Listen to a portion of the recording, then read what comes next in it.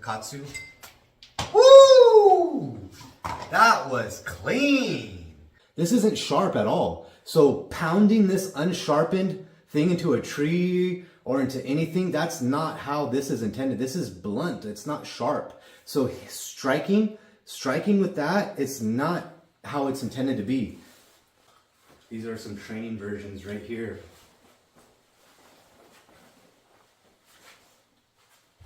The comma hits first. The blade is still this far away. So you can catch wrists, you can catch necks and control a person. That's what this is for. It's not for just pecking away at them and just